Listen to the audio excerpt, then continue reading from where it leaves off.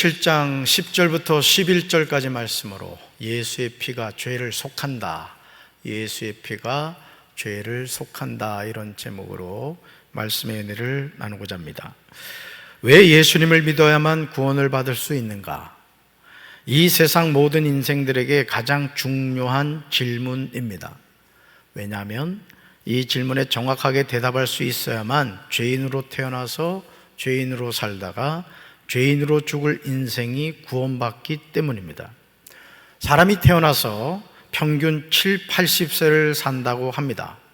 그런데 사람의 평균 수명이 점점 길어지고 있습니다. 그러나 누구도 부인할 수 없는 중요한 사실은 사람은 누구나 죽게 된다라는 것입니다. 사람은 누구나 죽게 된다. 이 세상에 태어난 사람 가운데 죽음을 피해갈 수 있는 사람은 아무도 없습니다. 죽음은 우리 삶의 아주 가까이에 있습니다. 그러나 안타깝게도 사람들 대부분은 자신이 죽는다는 사실을 잊어버리고 살아갑니다. 물론 매일 매순간 죽음을 묵상하고 사는 것도 좋은 삶의 태도는 아닙니다. 하지만 자신이 죽는다는 사실을 생각하지 않고 사는 것도 위험합니다. 그냥 영원히 살 것처럼 그냥 정신없이 왜 사는지도 모르고 살아가는 것은 좋은 태도가 아니라는 거죠. 2022년 11월로 전 세계 인구가 80억 명을 돌파했다고 합니다. 그리고 전 세계에서요, 매일 하루에 죽는 사람이 평균 16만 명이라고 합니다. 하루에 몇 명이 죽는다고요?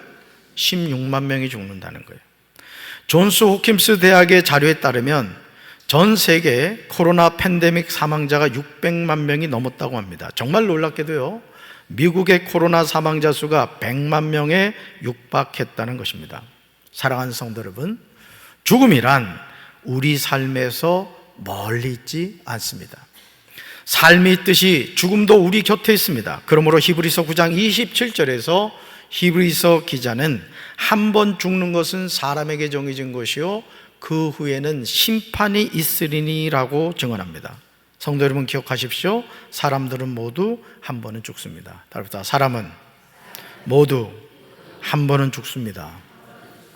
그렇다면 여기서 우리가 중요한 질문을 던져야 됩니다. 사람은 죽음으로 인생이 끝나는 것인가? 사람은 죽음으로 인생이 끝나는 것인가? 여러분 어떻게 생각하세요? 아니 목사님, 죽으면 인생 끝나는 거지 뭐 또 다른 세계가 있어요? 인생 아무것도 아니에요. 죽으면 끝나는 거예요. 그렇게 생각하십니까? 그랬으면 얼마나 좋겠습니까? 하지만 히브리서 9장 27절에서 분명히 증언하고 있습니다. 한 번 죽는 것은 사람에게 어떻게 됐다? 정해진 일이라는 거예요. 그런데 문제는 뭐예요? 그 후에 뭐가 있다는 거예요? 심판이 있다는 거예요. 여러분, 심판이 있다는 것은 뭐죠? 인생은 죽음으로 끝이 아니다, 이거를 전제로 이야기하는 거죠. 이 심판 때문에 우리는 예수님을 믿습니다. 예수님을 믿지 않는 사람들이 구원을 받은 하나님의 자녀들을 향하여 항상 던지는 질문은 하나입니다. 왜 예수님을 믿어야만 구원을 받을 수 있는가? 그 이유는 예수님만이 죄인들의 죄를 해결해 주기 때문에 그렇습니다. 이 사실을 믿든 믿지 않든 그것은 각자의 선택의 문제입니다. 하지만 하나님이 정하신 겁니다.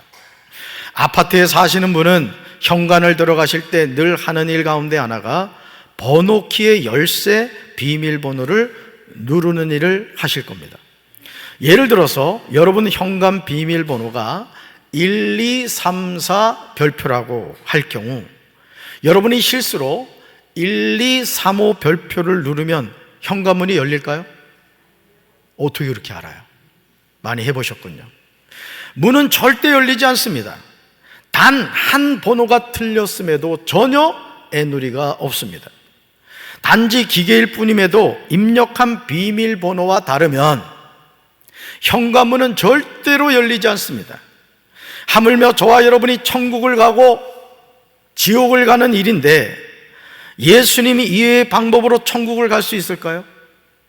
성경 66권은 우리에게 한 가지 진리를 계속해서 강조합니다. 바로 그것이 뭐냐? 오직 예수 그리스도만이 우리의 구원자가 되신다는 거예요. 따라합시다. 오직 예수 그리스도만이 나의 구원자가 되십니다. 아멘. 오직 누구만이? 예수 그리스도만이. 사도행전 4장 12절에서 사도 베드로는 이 진리를 분명하게 전하고 있습니다. 우리 말씀 같이 읽습니다. 다른 이로서는 구원을 받을 수 없나니 천하 사람 중에 구원을 받을 만한 다른 이름을 우리에게 주신 일이 없음이라 하였더라. 아멘. 예수님의 수제자인 베드로가 전하는 복음의 핵심이 무엇입니까? 베드로는 지금 오순절 성령의 충만함을 받은 후에 이스라엘 사람들에게 복음의 핵심을 전하고 있습니다. 바로 그것이 뭐예요? 다른 이로서는 뭘 받을 수 없다? 구원을 받을 수 없다는 거예요. 네. 이것은 타협의 문제가 아닙니다. 타협할 수 있는 문제도 아니에요. 오직 예수님인 줄로 믿습니다. 베드로는 지체하지 않고 대답합니다. 사람들에게 주신 이름 가운데 우리가 의지하여 구원을 얻어야 할 이름은 하늘 아래에 이 이름밖에 다른 이름이 없습니다. 더 무슨 말이 필요하겠습니까? 그럼에도 사람들은 예수의 이름 이외에 다른 이름으로 구원을 받겠다고 몸부림을 칩니다. 그러나 그 결국은 지옥일 뿐입니다. 예수님도 공생애를 통하여 죄인들을 향하여 계속해서 외치신 말씀이 있죠. 우리 말씀 같이 읽습니다. 이때부터 예수께서 비로소 전파하여 이르시되 회개하라 천국이 가까이 왔느니라 하시더라. 아멘. 예수님이 전하신 복음의 핵심은 뭐예요? 모든 죄인은 회개하라는 거예요. 회개하라. 왜냐하면 천국이 가까이 왔기 때문입니다. 다시 말해서 천국은 회개하는 사람만이 가는 곳인 줄로 믿습니다. 자신이 죄인임을 알고 자신의 죄를 하나님 앞에 회개하는 자가 하나님의 나라 천국을 가는 거예요. 예수님은 죄인들에게 하나님의 나라인 천국을 전해주셨습니다. 요한복음 14장 6절에서 예수님은 하늘나라 가는 유일한 길을 제시하고 계십니다. 우리 말씀 같이 읽습니다. 예수께서 이르시되 내가 곧 길이요 진리요 생명이니 나로 말미암지 않고는 아버지께로 올 자가 없느니라. 나로 말미암지 않고는. 나는 누구예요? 예수님이란 말이에요. 요한복음 14장 6절에서 예수님이 직접 하신 말씀이에요. 제자가 얘기한 것도 아니고 다른 누군가가 얘기한 것도 아니고 구원자 되신 예수님 그분이 내가 길이요 진리요 생명인데 나로 말미암지 않고는 아버지께로 올 자가 없다는 것이죠. 그런데 여기서 예수님은 우리에게 중요한 진리를 알려주십니다. 내가 곧 길이다, 내가 곧 진리다, 내가 곧 생명이다. 더 이상 무슨 설명이 필요하겠습니까? 그러시면서 결론적으로 나를 거치지 않고서는 아무도 아버지께로 갈 사람이 없다는 거예요. 예수님을 통하지 않고서는 아무도 아버지 하나님께로 갈 사람이 없다는 거예요. 여러분 믿으십니까? 그렇기 때문에 우리가 예수님을 믿는 거예요. 유진 피터스는 메시지 성경에서 이 부분을 다음과 같이 번역하였습니다. 나를 떠나서는 그 누구도 아버지께 갈 수 없다. 그 어떤 여지도 주지 않고 말씀하십니다. 사랑하는 성도 여러분, 그렇다면 이제 우리는 물어야 합니다. 왜 예수님만이 우리에게 구원의 길이 되시는가? 왜 예수님만이 우리에게 구원의 진리가 되시는가? 왜 예수님만이 우리에게 구원의 생명이 되시는가? 도대체 그 이유가 무엇이기에 오직 예수, 오직 예수, 오직 예수라고 말하느냐 하는 것이죠. 베드로전서 1장 18절과 19절에서 사도 베드로는 이 질문에 관하여 이렇게 대답합니다. 우리 같이 읽습니다. 너희가 알거니와 너희 조상이 물려준 헛된 행실에서 대속함을 받은 것은 은이나 금같이 없어질 것으로 된 것이 아니요 오직 흠없고 점없는 어린 양 같은 그리스도의 보배로운 피로 된 것이니라. 아멘. 지금 베드로가 말하고 있는 너희 조상이 물려준 헛된 행실은 사도 바울이 에베소서 2장 1절에서 말하는 허물과 죄로 죽었던 우리의 삶을 말합니다. 다시 말해서 우리가 예수님을 믿음으로 말미암아 우리 삶에 어떤 변화가 일어났느냐, 예수님을 믿기 전에 우리는 다 허물과 죄로 죽었던 존재란 말이에요. 그런데 그 예수님을 통해서 우리가 죄의 사함을 받아 죽었던 자가 산 자가 된 거예요. 믿으십니까? 예수님은 우리의 죄 때문에 죽으시고 그 예수님의 죽으심은 우리에게 생명을 주셨던 거예요. 할렐루야. 그런데 이런 죄로부터 대속함을 받았다는 거예요. 대속함. 무엇으로 되었습니까? 은이나 금과 같은 썩어질 것으로 된 것이 아닙니다. 오직 흠이 없고 티가 없는 어린 양의 피와 같은 그리스도의 귀한 피로 된 줄로 믿습니다. 구원은 어린 양의 피와 같은 그리스도의 피인 거예요. 그래서 여러분, 애굽에서 10번째 재앙이 뭐였습니까? 장자의 죽음이었잖아요. 자, 하나님이 모세에게 이스라엘 백성들이 이 장자의 죽음에서 살아나는 길을 제시하죠. 그게 뭐였어요? 어린 양을 잡아서 그 어린 양의 피를 좌우 문방 문설주에 바르라. 그러면 내가 그 집은 패스 오버하리라. 그 말씀에 순종한 사람은 어떤 사망도 그 가정으로 들어갈 수 없었던 거예요. 오늘 저와 여러분도 예수 그리스도의 보혈로 씻김 받을 때 사망의 권세가 우리에게서 떠나게 되는 줄로 믿습니다. 사랑하는 성도 여러분, 이 세상에서 죄인을 위하여 자신의 피를 흘려주신 분이 있습니까? 나를 낳아주신 부모님도 나를 대신하여 속죄의 피를 흘려주지 않았습니다. 아니, 부모님이 자신의 모든 피를 나를 위하여 쏟는다고 하더라도 나의 죄는 해결되지 않아요. 왜냐하면 우리 부모님의 피는 죄를 사하는 권세가 없기 때문에 그렇습니다. 그러니까 여러분들이 신앙생활을 하면서 여러분이 절대 잊지 말아야 될 것이 뭐냐? 오직 나 같은 죄인을 구원하시는 분은 누구? 예수 그리스도. 무엇 때문에? 그 예수 그리스도의 보혈이 나의 허물과 죄를 완전히 어떻게 해줘? 씻어주기 때문에. 죽었던 나를 살리는 능력이 있기 때문에. 그래서 주의 보혈 능력이 있도다, 주의 피 믿으오, 우리가 그렇게 찬양한단 말이에요. 할렐루야. 이 세상에서요, 죄인들의 죄를 사할 수 있는 피는 오직 예수 그리스도의 보혈이 없습니다. 따라합시다. 예수 그리스도의 보혈. 네. 여기서 보혈의 사전적인 의미를 찾아보니까요, 명사로서 인류의 죄를 구속하고자 예수가 십자가에 못 박혀 흘린 피, 이걸 보혈이라고 합니다. 예수님이 죄인들을 위하여 흘리신 피는 그냥 피가 아닌 거예요. 보배로운 피, 보혈입니다. 따라합시다. 보혈. 보혈. 베드로전서 2장 24절에서 베드로는 이 사실에 관하여 증언하고 있습니다. 우리 같이 읽습니다. 그는 우리 죄를 자기의 몸에 몸소 지시고서 나무에 달리셨습니다. 그것은 우리가 죄는 죽고 의에는 살게 하시려는 것이었습니다. 그가 매를 맞아 상함으로 여러분이 나음을 얻었습니다. 아멘. 여러분, 이 말씀 잡으세요. 그는 우리의 뭐를 지고? 죄를 자기의 어디다 지셨다?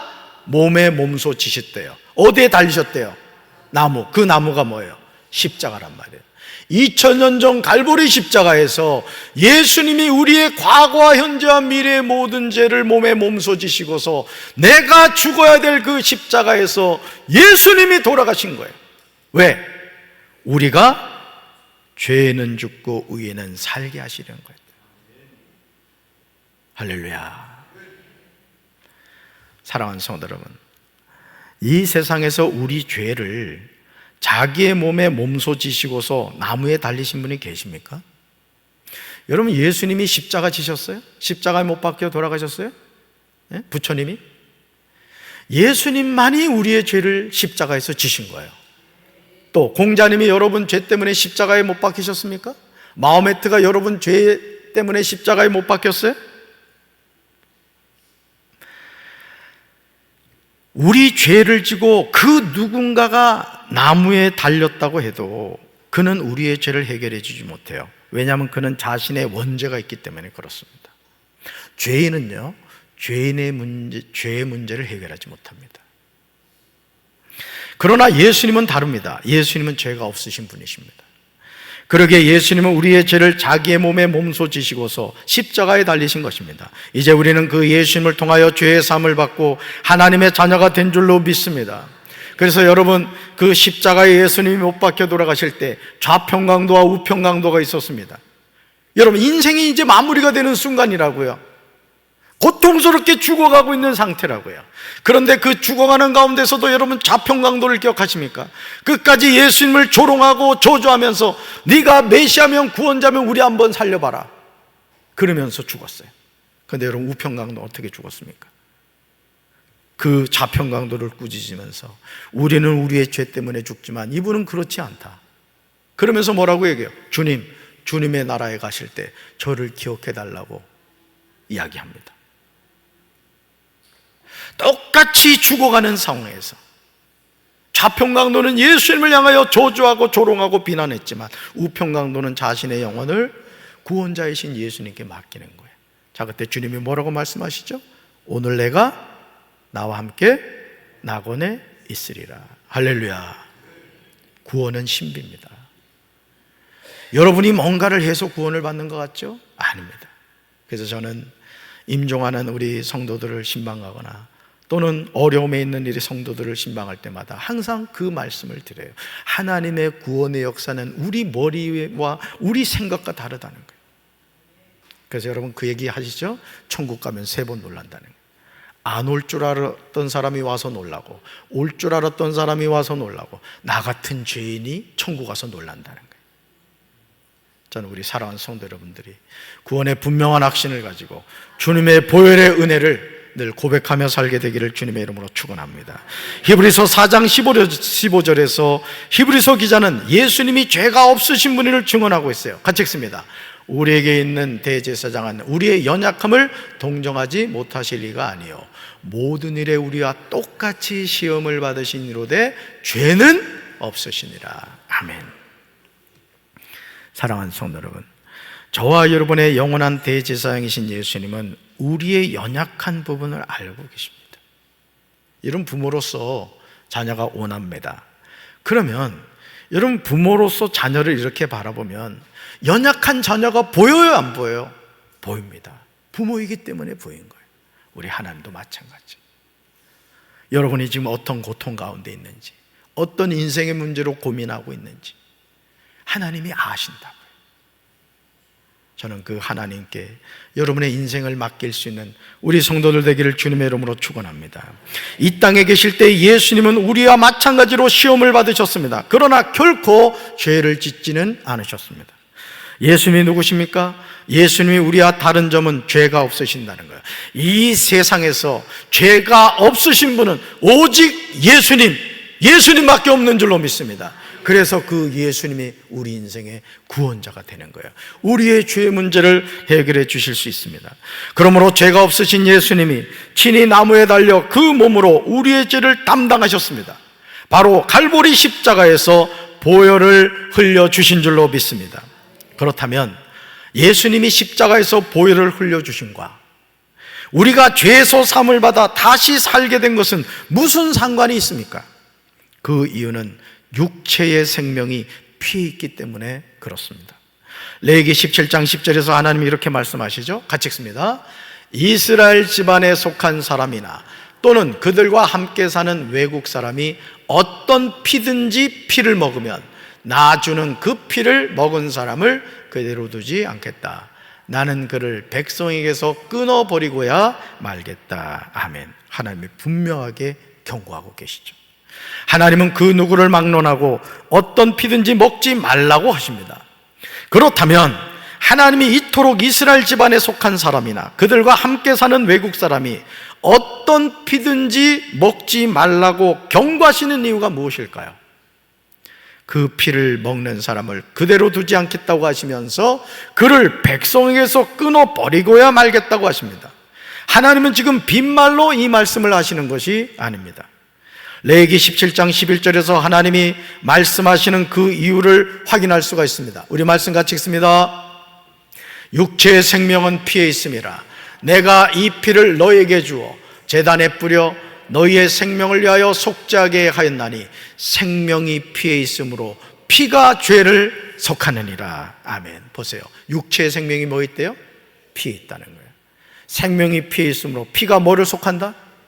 죄를 속한다는 거예요. 어느 피가? 예수님의 피. 그래서 그 피를 뭐라 불러요? 보혈이라고 하는 거예요. 보혈.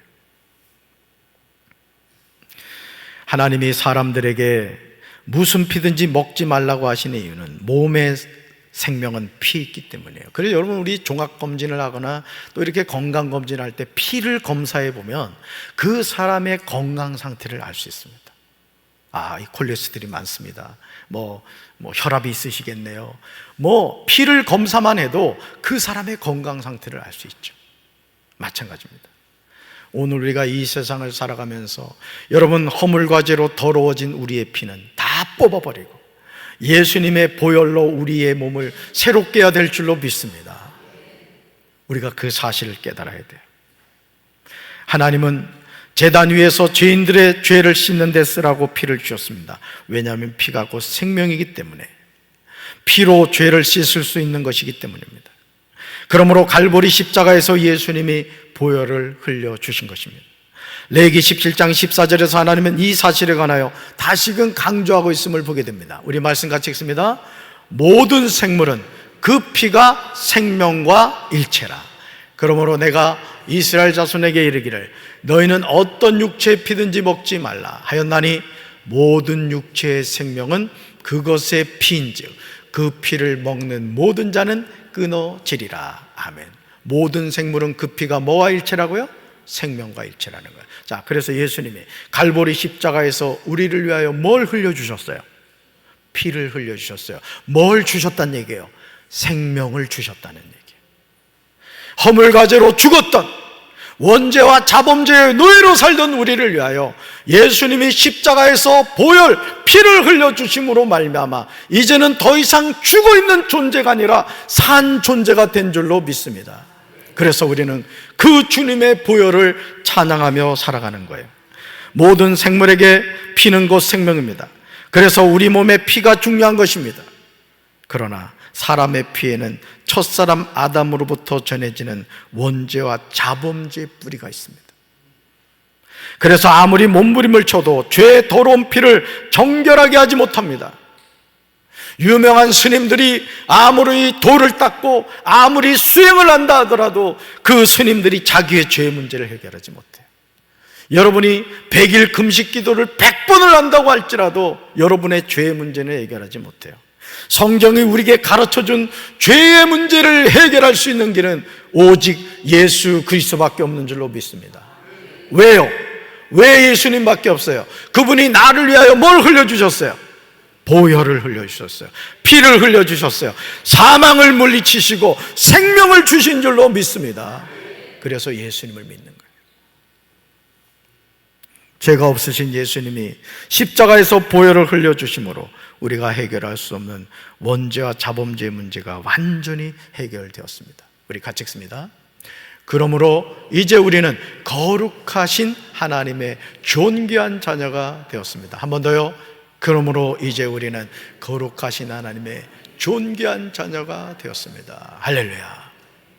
여러분이 예수님의 보혈로 죄 씻김을 받아 하나님의 자녀가 되었다는 이 사실을 기억하시고, 피는 생명이다.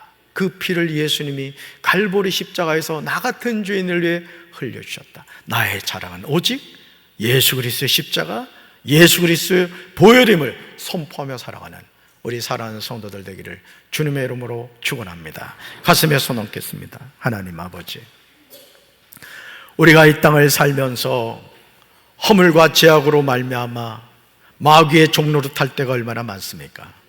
그러나 주께서 갈보리 십자가에서 보혈을 흘려주심으로 우리의 모든 허물과 죄를 씻어주시니 감사합니다.